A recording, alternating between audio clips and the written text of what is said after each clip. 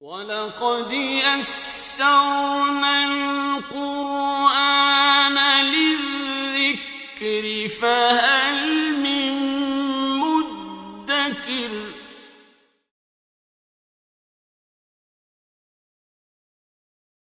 بسم اللہ الرحمن الرحیم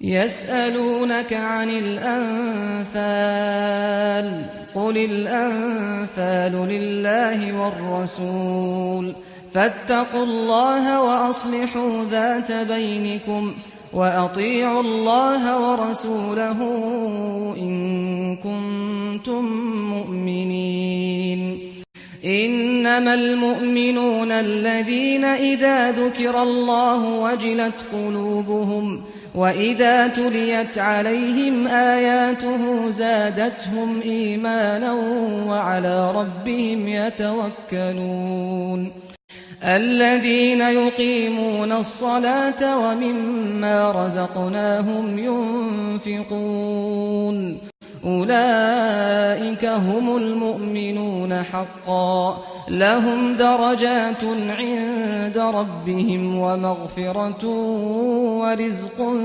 كريم كما أخرجك ربك من بيتك بالحق وإن فريقا من المؤمنين لكارهون يجادلونك في الحق بعدما تبين كأنما يساقون إلى الموت وهم ينظرون وإذ يعدكم الله إحدى الطائفتين أنها لكم وتودون أن غير ذات الشوكة تكون لكم ويريد الله أن يحق الحق بكلماته ويقطع دابر الكافرين ليحق الحق ويبطل الباطل ولو كره المجرمون إذ تستغيثون ربكم فاستجاب لكم أني ممدكم ب1000 من الملائكة مردفين وما جعله الله إلا بشرى ولتطمئن به قلوبكم وما النصر إلا من عند الله إن الله عزيز حكيم بسم اللہ الرحمن الرحیم۔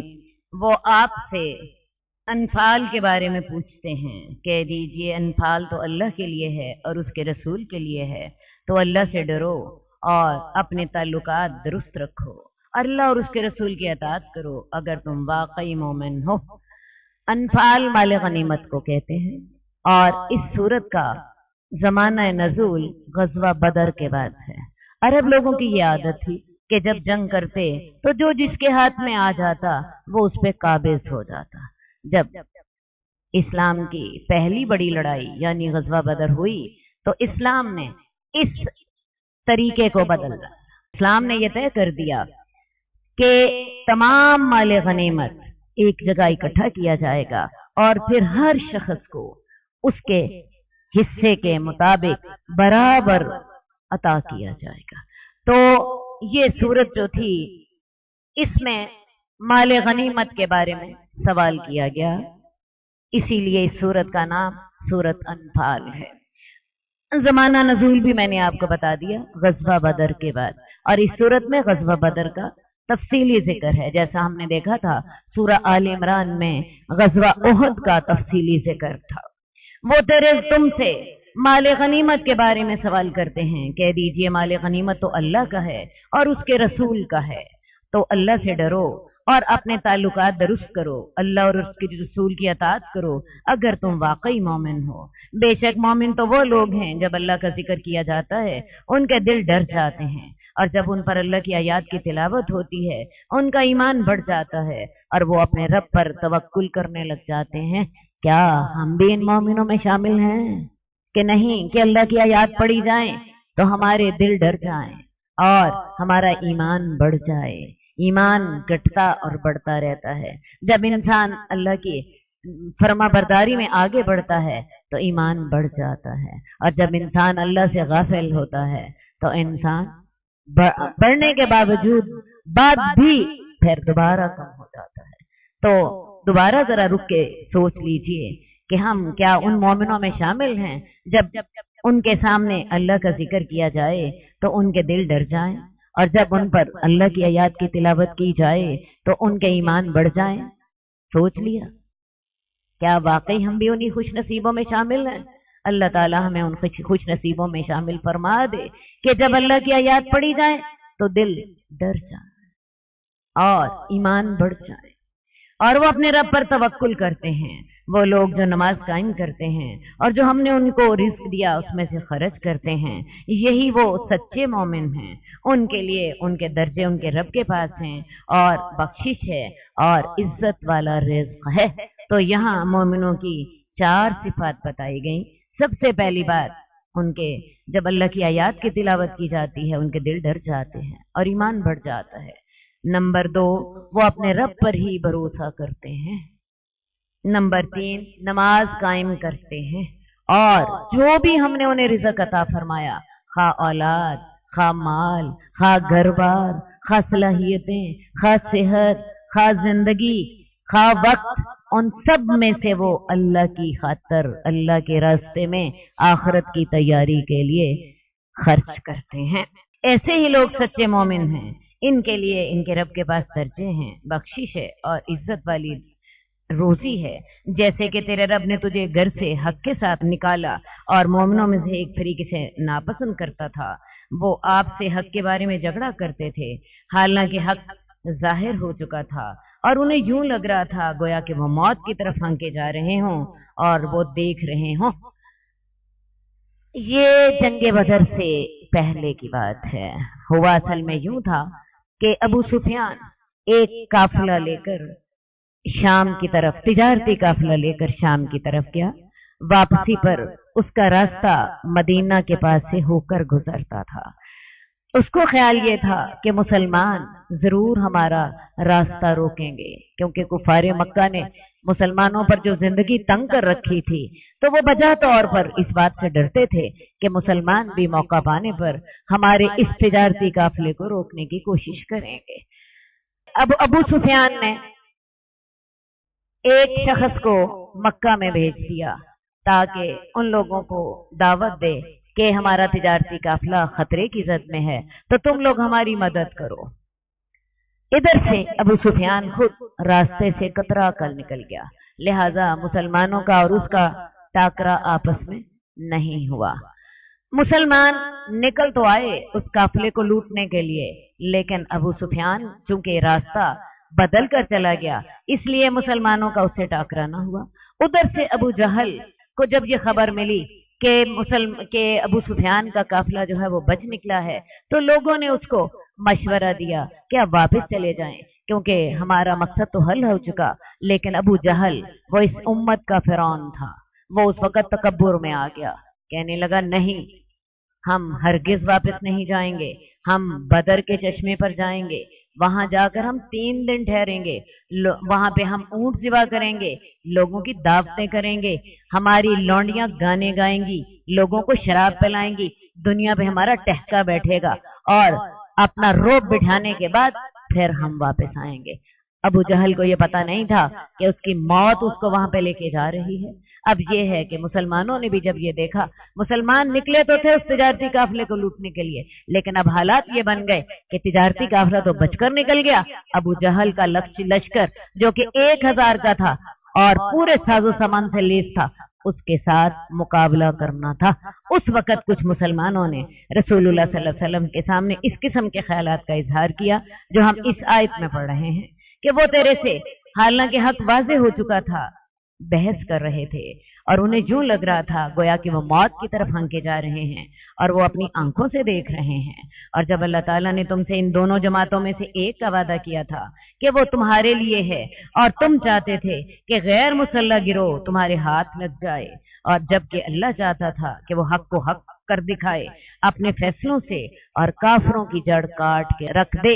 مسلمان یہ چاہتے تھے کہ ہمارا ٹاکرا ابو سفیان کے لشکر سے ہوتا، کیونکہ ابو سفیان کے لشکر کے ساتھ صرف 40 آدمی تھے اور ساتھ ہی ہزاروں کا مال موجود تھا، لیکن اللہ کا ارادہ یہ تھا کہ مسلمانوں کا ٹاکرا ابو جہل کے لشکر سے ہو، تاکہ دنیا دیکھ لے کہ اللہ تعالیٰ کس کا ساتھ دے رہے ہیں، تاکہ اللہ تعالیٰ اسلام کو سچا مذہب ثابت کر دیں اور کفار کی بھی آنکھیں کھول دیں کہ تم جس دین پر ہو یہ دین برسر حق نہیں ہے، تاکہ اللہ تعالیٰ حق کو اپنے فیصلوں کے ساتھ حق ثابت کر دے اور کافروں کی جڑ کاٹ کے رکھ دے، تاکہ اللہ تعالیٰ حق کو حق کر کے دکھائے اور باطل کو باطل کر کے دکھائے، اور اگرچہ مجرم ناپسند کرتے ہوں۔ اور جب تم اپنے رب سے فریاد کر رہے تھے تو اللہ تعالیٰ نے تمہاری دعا قبول کی اور کہا کہ میں تمہاری 1000 فرشتوں کے ساتھ مدد کروں گا جو کہ لگاتار آئیں گے۔ حضرت عمر فرماتے ہیں کہ بدر کے دن جب نبی اکرم نے مشرکین پر نظر ڈالی تو وہ 1000 تھے اور مسلمانوں کی تعداد 319 تھی۔ بعض دوسری روایات میں مسلمانوں کی تعداد 313 آتی ہے۔ آپ نے قبلہ رو ہو کر دونوں ہاتھ پھیلا دیے، اپنے رب سے فریاد کرنے لگے۔ آپ نے اس طرح دعا کی، اللہ تعالیٰ تو نے جو وعدہ کیا ہے اسے پورا کر۔ اے اللہ، اگر مسلمانوں کی اس جماعت کو تو نے ہلاک کر دیا تو پھر تیری زمین پر کبھی عبادت نہ ہوگی۔ آپ کافی دیر تک اللہ کے حضور گر گڑاتے رہے، یہاں تک کہ چادر آپ کے کندھوں سے گر گئی۔ حضرت ابو بکر آئے، انہوں نے چادر اٹھا کر آپ کے کندھوں پہ ڈالی اور پیچھے سے آپ کے ساتھ چمٹ گئے اور کہا، اے اللہ کے نبی، آپ نے اپنے رب سے آہوزاری کرنے میں حد کر دی ہے، بے شک اللہ آپ سے اپنا وعدہ ضرور پورا کرے گا۔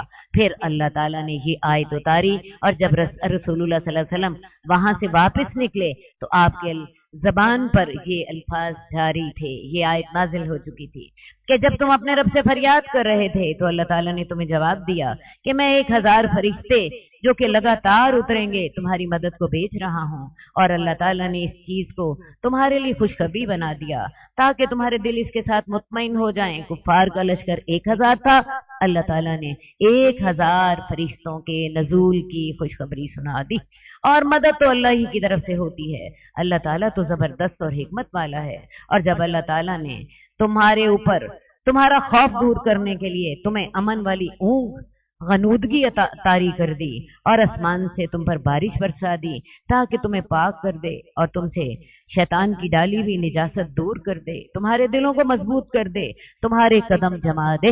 رسول اللہ صلی اللہ علیہ وآلہ وسلم ابو جہل کے لشکر سے پہلے بدر کے میدان میں پہنچ گئے اور آپ نے وہاں نسبتاً بہتر اور اونچی جگہ اختیار کی۔ کفار کے حصے میں نیچی جگہ ہوئی۔ رات کو اللہ تعالیٰ نے بارش بھی برسا دی اور اس بارش کا فائدہ یہ ہوا کہ مسلمانوں کی طرف کا جو اونچا علاقہ تھا اس پر تو گرد جم گئی، اور کفار کا جو نیچا علاقہ تھا وہاں پہ کیچڑ ہو گیا۔ ویسے بھی مسلمانوں نے اپنے وضو کے لیے اور اپنے استعمال کے لیے پانی اکٹھا کر لیا۔ اس کے علاوہ رسول اللہ صلی اللہ علیہ وسلم نے کیا کیا کہ بدر کے علاقے میں پہنچ کر اس علاقے میں جتنے چشمے تھے ان کو بند کر دیا تاکہ دشمن کی یہ جو پانی کی سپلائی لائن ہے یہ ختم ہو جائے اور اسے نقصان پہنچے، تاکہ تمہارے قدم جم جائیں۔ اور تیرے رب نے جب فرشتوں کی طرف وحی کی کہ میں تمہارے ساتھ ہوں تو ان لوگوں کو ثابت قدم رکھو جو ایمان لائے ہیں۔ اللہ تعالیٰ کی مدد کرنے کے انداز بڑے عجیب ہوتے ہیں۔ یہ بھی اللہ کی مدد کا انداز تھا جو رسول اللہ صلی اللہ علیہ وسلم نے اونچی جگہ اختیار کر لی جو رات کو بارش ہو گئی۔ اس کے علاوہ ہوا جو تھی کفار مسلمانوں کی طرف سے کفار کی طرف چل رہی تھی، سورج مسلمانوں کی پشت پر تھا، کفار کی آنکھوں کے سامنے تھا۔ تو یہ چھوٹی چھوٹی باتیں جو تھیں انہی کے ذریعے اللہ تعالیٰ نے مسلمانوں کی مدد فرما دی، اور اس کے ساتھ سب سے بڑی مدد یہ تھی کہ اللہ تعالیٰ نے فرشتوں کو یہ حکم دے دیا کہ تم مسلمانوں کے ساتھ مل کر جنگ کرو گے اور تم مسلمانوں کے قدم ثابت رکھو گے۔ میں عنقریب کافروں کے دلوں میں رعب ڈال دوں گا تو تم کافروں کی گردنوں کو مارنا اور ان کے جوڑ جوڑ پر ضربیں لگانا۔ یہ اس وجہ سے ہے کہ انہوں نے اللہ اور اس کے رسول کی مخالفت کی تھی، اور جو اللہ اور اس کے رسول کی مخالفت کرتا ہے تو اللہ تعالیٰ تو بڑا سخت عذاب دینے والا ہے۔ حضرت ابن عباس کہتے ہیں ایک مسلمان ایک کافر کا تعاقب کر رہا تھا، اوپر سے ایک کوڑے کی آواز آئی اور سوار کی بھی آواز آئی۔ وہ سوار کہہ رہا تھا کہ غالباً یہ اس گھوڑے کا نام تھا، آگے بڑھ کر اتنے میں اس مسلمان نے دیکھا کہ وہ کافر اس کے آگے چت پڑا تھا، حالانکہ مسلمان نے اس کو جو اس پہ وار نہیں کیا تھا، اس کی ناک پر نشان تھا، اس کا سر پھٹ گیا تھا، گویا کہ کسی نے اسے کوڑا مارا ہو، پھر اس کا سارا جسم سبز ہو گیا۔ وہ انصاری رسول اللہ صلی اللہ علیہ وسلم کے پاس آیا اور سارا ماجرا بیان کیا۔ آپ نے فرمایا تم سچ کہتے ہو، یہ فرشتے تیسرے آسمان سے تمہاری مدد کے لیے نازل ہوئے تھے۔ تو جنگ بدر میں فرشتوں نے بھی مسلمانوں کے ساتھ مل کر لڑائی کی۔ یہ اس وجہ سے تھا کہ انہوں نے اللہ اور اس کے رسول کی مخالفت کی تھی، اور جو اللہ اور اس کے رسول کی مخالفت کرتا ہے تو اللہ تعالیٰ تو سخت عذاب دینے والا ہے۔ اسی لیے اللہ تعالیٰ نے کفار کو کہا اب مزہ چکھو، اور کافروں کے لیے اس کے علاوہ دوزخ کا عذاب بھی ہوگا۔ اے لوگوں جو ایمان لائے ہو، جب تم کافروں سے ملو میدان جنگ میں تو پیٹھ نہ پھیرو، اور جو اس دن پیٹھ پھیرے گا، ہاں وہ کوئی جنگی چال چل رہا ہو یا مڑ کر اپنی فوج سے ملنا چاہ رہا ہو تو وہ اللہ کے غضب میں آ گیا، اس کا ٹھکانہ جہنم ہے، اور وہ بڑا ٹھکانہ ہے۔ میدان جنگ سے بھاگ جانا کبیرہ گناہ ہے، کیونکہ بعض اوقات ایک شخص کے میدان جنگ سے بھاگنے سے پوری کی پوری فوج جو ہوتی ہے اس کے پیچھے بھاگ جاتی ہے، اور مسلمان شکست سے دوچار ہو جاتے ہیں۔ تو اے مسلمانوں، تم نے انہیں قتل نہیں کیا لیکن اللہ نے انہیں قتل کیا، اور اے نبی آپ نے مٹھی نہیں پھینکی جب آپ نے مٹھی پھینکی تھی، لیکن اللہ نے مٹھی پھینکی تھی۔ بدر کے روز اللہ کی مدد کی ایک صورت یہ بھی ہوئی کہ رسول اللہ صلی اللہ علیہ وسلم نے مٹھی بھر ریت یا کنکریاں لے کر کفار کی طرف پھینکی، اور میں آپ کو پہلے بتا چکی ہوں ہوا کا رخ مسلمانوں سے کفار کی طرف تھا۔ وہ اس ہوا کی وجہ سے وہ ریت جو تھی تمام کفار کی آنکھوں میں پڑ گئی، اور آپ اندازہ کر لیجئے کہ جب آنکھوں میں ریت پڑ جائے تو ایک دفعہ تو انسان کا برا حال ہو جاتا ہے۔ ادھر سے میں نے آپ کو بتایا کہ سورج کی تپش کفار کی آنکھوں میں پڑتی تھی، جبکہ مسلمانوں کی بیک پر سورج تھا، اور تاکہ وہ آپ نے مٹھی نہیں پھینکی تھی جب آپ نے پھینکی تھی، لیکن اللہ تعالیٰ نے پھینکی تھی۔ اللہ کا کرنا کیا ہوا کہ یہ ریت کے ذرات کفار کی آنکھوں اور ناک میں گھس گئے، جس سے وہ دیکھنے کے قابل نہ رہے، اور مسلمانوں نے حملہ کر کے انہیں بآسانی تہ تیغ کر دیا، اور تاکہ اللہ تعالیٰ مومنوں کو اپنی طرف سے اچھی آزمائش سے گزار دے۔ اللہ تعالیٰ تو سننے والا اور جاننے والا ہے۔ اسی طرح اللہ تعالیٰ تو کافروں کی تدبیر کو کمزور کرنے والا ہے۔ اگر تم فیصلہ چاہتے ہو تو فیصلہ تو آ چکا۔ جب ابو جہل مکہ سے نکلا تو اس وقت اس نے کعبے کا غلاف پکڑ کر یہ دعا کی تھی کہ اللہ تعالیٰ ہم میں سے جو قطع رحمی کرنے والا ہے اور تیرا نافرمان ہے، اللہ اس کو ہلاک کرتے۔ تو اللہ تعالیٰ نے یہ واضح کر دیا کہ اگر تم فیصلہ چاہتے تھے تو فیصلہ تو آ چکا۔ تم میں سے جو قطع رحمی کرنے والا تھا اور اللہ کا نافرمان تھا، اللہ نے اس کو برباد کر کے رکھ دیا۔ اور اگر اے کفار تم باز آ جاؤ تمہارے لیے بہتر ہوگا، اور اگر تم دوبارہ کرو گے تو ہم تمہارا دوبارہ اسی طرح کا حشر کریں گے، اور تمہاری جماعت تمہیں کچھ بھی کام نہ آئے گی، اگرچہ کتنی ہی زیادہ کیوں نہ ہو، اور اللہ تعالیٰ تو مومنوں کے ساتھ ہے۔ اے لوگوں جو ایمان والے ہو، اللہ اور اس کے رسول کی اطاعت کرو اور اس سے پھر نہ جاؤ جبکہ تم اللہ کا حکم سن رہے ہو۔ میدان جنگ میں اللہ تعالیٰ کو یاد کرنا بڑا ضروری ہے۔ اللہ کی فرما برداری بہت ضروری ہے، اور رسول کی اطاعت بہت ضروری ہے۔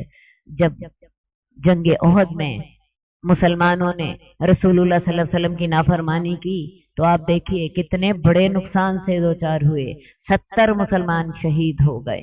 تو میدان جنگ میں خاص طور پر اللہ کا ذکر کرنا لازمی ہے۔ اللہ اور رسول کی فرما برداری عام حالات میں بھی بڑی ضروری ہے، میدان جنگ میں خاص طور پر۔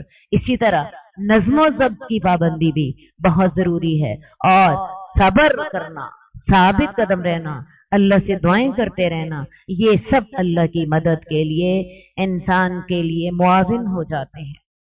اے لوگو ایمان والو، اللہ کی اطاعت کرو، اس کے رسول کی اطاعت کرو، اور اللہ کے رسول کا حکم سننے کے بعد پھر نہ جاؤ، اور ان لوگوں کی طرح نہ ہو جاؤ جنہوں نے کہا تھا کہ ہم نے سن لیا، جبکہ وہ نہ سنتے تھے۔ بے شک بدترین جانور اللہ کے ہاں وہ بہرے اور گونگے لوگ ہیں جو کہ عقل سے کام نہیں لیتے، جنہوں نے اللہ کی نافرمانیاں کر کے اپنے دلوں کو کالا کر لیا ہے اور ان پر مہر لگ چکی ہے، اور ان میں حق کو قبول کرنے کی تعداد بھی ان میں باقی نہیں رہی۔ اور اگر اللہ تعالیٰ ان میں خیر دیکھتا تو انہیں حق سننے کی ضرور توفیق دے دیتا، اور اگر اللہ انہیں توفیق بھی دے دے تو تب بھی وہ پھر جاتے اور وہ منہ موڑتے ہوں۔ اصل بات یہ ہے ہدایت انسان کو ملتی ہے اپنے دل کی تڑپ کے ساتھ۔ اللہ تعالیٰ زبردستی ہدایت نہیں دیتا، اور اگر اللہ تعالیٰ زبردستی ایسے لوگوں کو سنوا بھی دے تو تب بھی وہ سننے کے بعد بھی سنی انسنی کر دیتے ہیں۔ اللہ تعالیٰ کی ہدایت کن لوگوں کے لیے ہے؟ قرآن مجید میں اللہ تعالیٰ کہتے ہیں وَيَهْدِي إِلَيْهِ مَن يُنِيبُ، اللہ اس کو ہدایت دیتا ہے جو اللہ کی طرف رجوع کرتا ہے۔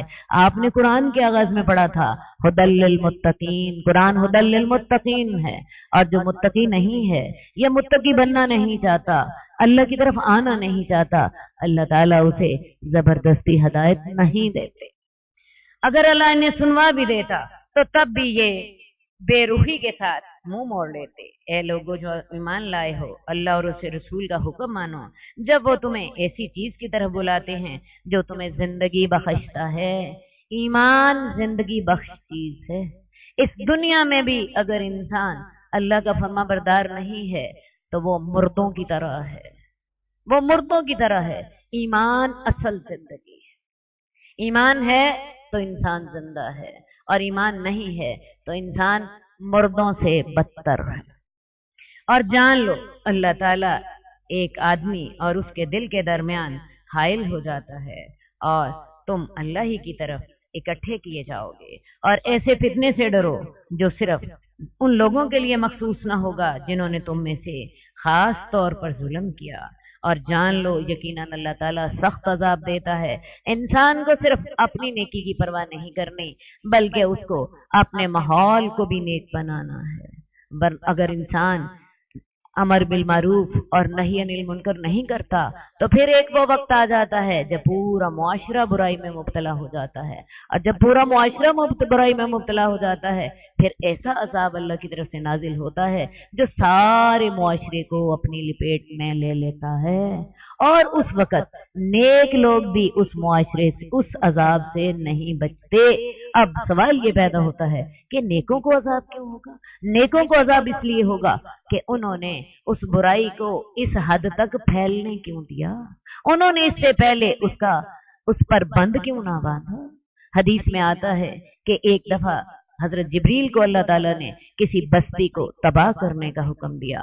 حضرت جبریل کہنے لگے یا اللہ اس میں تو تیرا فلاں نیک بندہ بھی رہتا ہے، تو اللہ تعالیٰ نے فرمایا کہ اس کے چہرے پر غضب کے آثار پیدا نہ ہوئے جب اس نے برائی ہوتے دیکھی، تو لہذا یہ عذاب نیک بندوں پر بھی آتا ہے۔ اور قصور کیا ہے ان نیک بندوں کا؟ انہوں نے برائی کو اس حد تک کیوں پھیل دیا۔ لہذا امر بالمعروف اور نہی عن المنکر کرتے ہی رہنا۔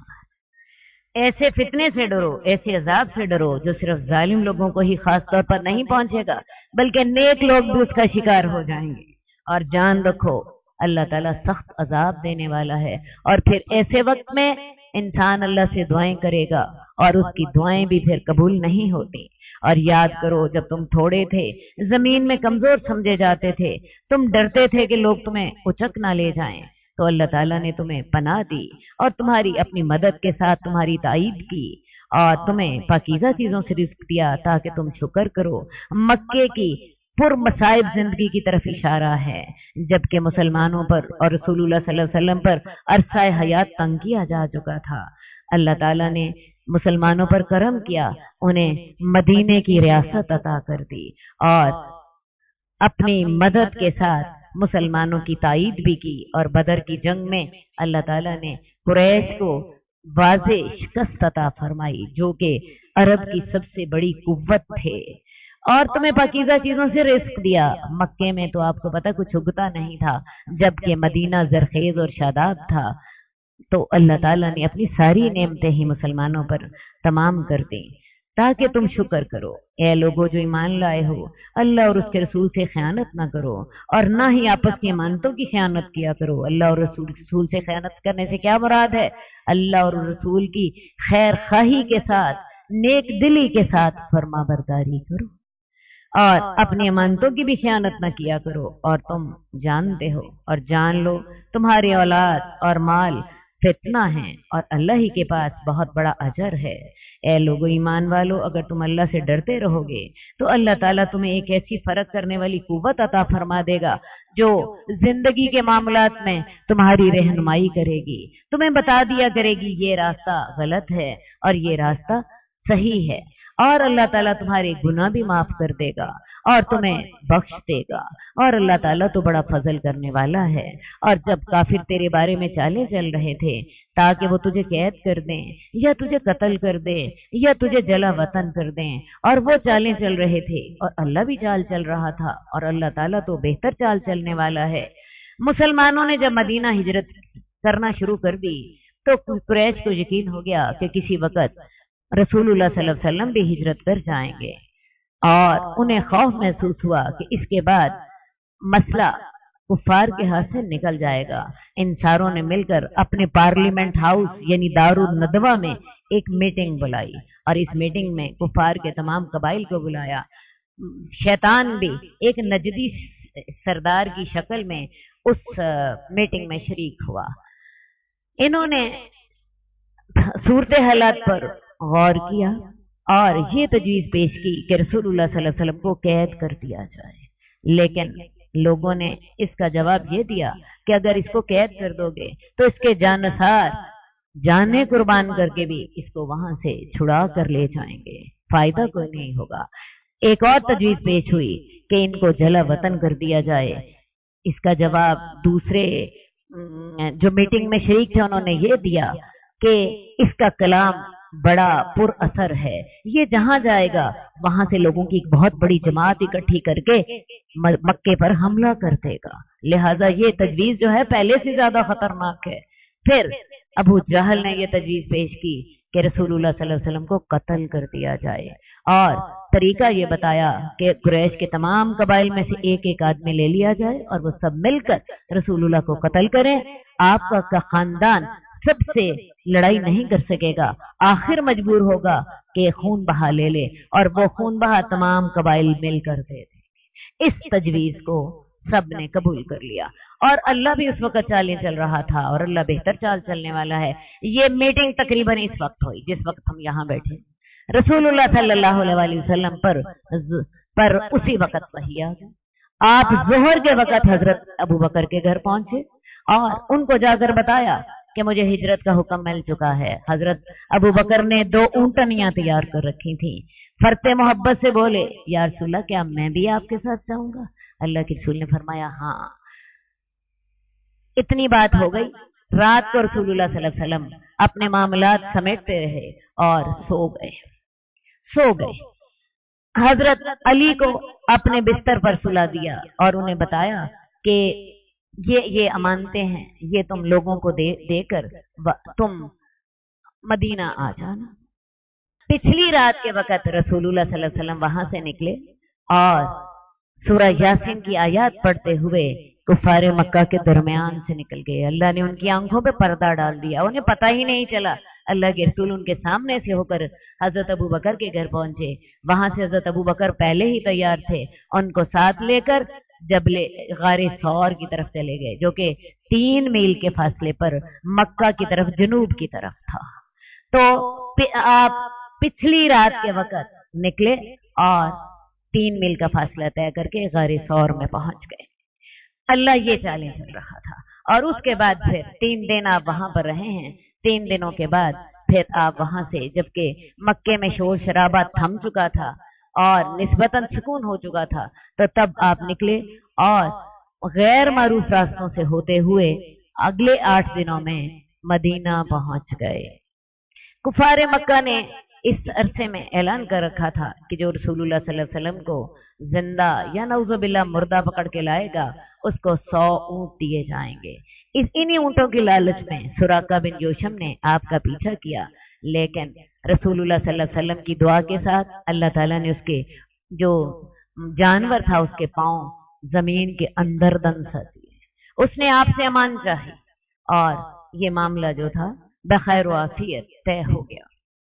और जब उनके ऊपर हमारी आयात पढ़ी जाती हैं, वो कहते हैं हमने ये सुन ली, अगर हम चाहें तो हम भी ऐसी आयात कह दें। ये तो पहले लोगों के किस्से कहानियां हैं। और जब इन कुफार ने कहा, ए अल्लाह, अगर ये दीन वाकई बरहक है और तेरे पास से आया है तो हमारे ऊपर पत्थरों की बारिश बरसा दे या हम पर दर्दनाक अजाब ले आ। कैसे बदबख्त लोग थे। अल्लाह से ये दुआ न की कि अल्लाह ताला अगर ये तेरा दीन बरहक है तो हमें ईमान लाने की तौफीक अता फरमा। अगर ये दुआ करते तो अल्लाह ताला उन्हें ईमान लाने की तौफीक अता फरमाता। लेकिन उन्होंने जो दुआ की थी वो ये थी कि हमारे ऊपर पत्थरों की बारिश बरसा दे या दर्दनाक अजाब ला दे। तो अल्लाह ताला ने यही दर्दनाक अजाब उन्हें जंगे बदर में दिखा दिया। 70 कट्टे काफिर जो कि जिन्होंने ईमान नहीं लाना था, उन सबको बदर की जंग में मूली गाजर की तरह काट दिया गया। और जिन लोगों के ईमान लाने की तौफीक की उम्मीद थी वो लोग जिंदा रह गए और आहिस्ता आहिस्ता ईमान लाते रहे, यहाँ तक कि फतह मक्का के मौका पर इनके सरदार अबू सुफियान भी जो थे वो भी मुसलमान होके रसूलुल्लाह सल्लल्लाहु अलैहि वसल्लम के जानिसारों में शामिल हो गए। और अल्लाह ताला इनको अजाब नहीं देगा जब तक कि तू इनके अंदर है, और अल्लाह ताला उनको अजाब नहीं देगा जब तक कि ये इस्तिगफार करते हों। अल्लाह का तरीका ये है, जब तक कि कोई नबी किसी उम्मत में होता है अजाब नहीं आता, और जब तक लोग इस्तिगफार कर रहे हों तब तक भी अजाब नहीं आता। अल्लाह ताला जब अजाब देना होता है तो अल्लाह ताला नबी को उस कौम से निकाल लेते हैं, उसके साथ ही मोमिनों को भी। और इनको क्या है कि अल्लाह ताला इनको अजाब न दे, ये मस्जिद हराम से रोकते हैं और ये मस्जिद हराम के सरपरस्त नहीं हैं। इसके मुतवल्ली तो वही लोग हो सकते हैं जो मुत्तकी हों, लेकिन इनके अक्सर इल्म नहीं रखते। इन लोगों की नमाज बैतुल्लाह में क्या होती थी, सीटियां बजाते थे, तालियां पीटते थे। तो अब मजा चखो इस वजह से जो तुम कुफर करते थे। इन मुतवल्लियों की इबादत के ये तरीके थे, बैतुल्लाह का नंगे तवाफ करते, तालियां और सीटियां बजाते, जैसे वो अहकमुल हाकिमीन की इबादत नहीं कर रहे, किसी तफरीगाह में सैर कर रहे हों। आजकल भी जाहिल सूफी उर्सों के मौकों पर दमालें डालते हैं, बंगड़े डालते हैं और अपनी वज़ाकता से इन सारी चीजों को दीन का हिस्सा होने का तासुर देते हैं, हालांकि ये दीन का हिस्सा नहीं होते। तो अजाब चखो इस वजह से जो तुम कुफर करते हो। बेशक वो लोग जिन्होंने कुफर किया वो अपने माल इसलिए खर्च करते हैं ताकि लोगों को अल्लाह के रास्ते से रोक दें। क्या ख्याल है, ये जो जंगे बदर में माल खर्च किया जा रहा था, लोगों को इस्लाम से रोकने की खातिर ही तो खर्च किया जा रहा था। तो अनकरीब इसे खर्च करेंगे, फिर वो इन पर हसरत बन जाएगा, फिर ये दुनिया में भी मगलूब हो जाएंगे। उनको हसरत ये होगी हमारी सारी मेहनतें जाया हो गई, और सबसे बड़ी हसरत ये हो गई मुसलमान गालिब आ गए, हम जलील हो गए, हम मगलूब हो गए। और वो लोग जिन्होंने कुफर किया वो जहन्नम की तरफ इकट्ठे किए जाएंगे। ये सजा तो उनकी दुनिया में थी कि उनका माल सारे का सारा बर्बाद होकर उनके लिए बाहिसे हसरत बन गया, और दुनिया में वो जलील होकर रह गए। दुनिया में मुसलमानों के मगलूब हो गए, मुसलमान उन पर गालिब आ गए, उन्होंने फतह हासिल कर ली। ये दुनिया की सजा थी। और आखिरत की सजा क्या है? कयामत को अल्लाह के हुजूर इकट्ठे होंगे और जहन्नुम का ईंधन बनेंगे, ताकि अल्लाह ताला पाक को नापाक से अलहदा कर दे और नापाक को एक दूसरे के ऊपर रख दे और इन सब को इकट्ठा करके ढेर बना दे और इनको दोज़ख की आग में डाल दे। ऐसे ही लोग खसारा पाने वाले हैं। उन लोगों से कह दीजिए जिन्होंने कुफर किया, अगर वो बाज आ गए तो उनको माफ कर दिया जाएगा जो गुजर चुका। अल्लाह बार बार काफरों को भी इस्लाम की दावत देते हैं और उनके लिए ये ऐलान भी करते हैं कि जो कुछ तुमने कर लिया वो तुम्हारा माफ कर दिया जाएगा, अगर अब तुम अपनी करतूतें छोड़ दो, अब बाज आ जाओ। अब तुमने हक को अपनी आंखों से देख लिया है, तुम्हें पता चल चुका है कि अल्लाह की मदद किसके साथ है। और अगर وہ دوبارہ کریں گے تو پہلے لوگوں کی سنت جو ہے وہ تو گزر ہی چکی ہے۔ کون سی سنت؟ جب کوئی قوم اللہ کی نافرمانی کرتی ہے اللہ اسے تباہ و برباد کر کے رکھ دیتا ہے، خواہ وہ فرعون جیسی طاقتور بادشاہ کیوں نہ ہوں، اور خواہ وہ قوم عاد جیسے طاقتور لوگ کیوں نہ ہوں۔ اور ان سے اے مسلمانوں ان سے جہاد کرو جب تک کہ فتنہ نہ رہے اور سارے کا سارا دین اللہ کے لیے ہو جائے۔ اگر یہ باز آ جائے تو اللہ تعالیٰ جو وہ عمل کر رہے ہیں دیکھنے والا ہے۔ فتنہ سے مراد وہ تمام قوتیں ہیں جو اسلام یا تبلیغ اسلام کی راہ میں رکاوٹ بنے۔ ایسے فتنے کے سدباب کے لیے دفاعی یا جارحانہ جیسی بھی جنگ کی ضرورت ہو کی جائے، یہاں تک کہ اللہ کے کلمے کا بول بالا ہو جائے۔ اور اگر وہ پھر جائیں تو جان لو یقیناً اللہ تمہارا دوست ہے، وہ سب سے بڑا سب سے بہتر دوست ہے اور بہت اچھا مددگار ہے۔ نعم المولا و نعم النصیر، وہ سب سے بہتر دوست ہے اور سب سے بہتر مددگار ہے۔ اللہ تعالی ہمیں ہدایت کی توفیق عطا فرمائے۔ قد خصك الرحمن بالفضل والتيجان والروح والريحان يا حامل القرآن قد خصك الرحمن بالفضل والتيجان والروح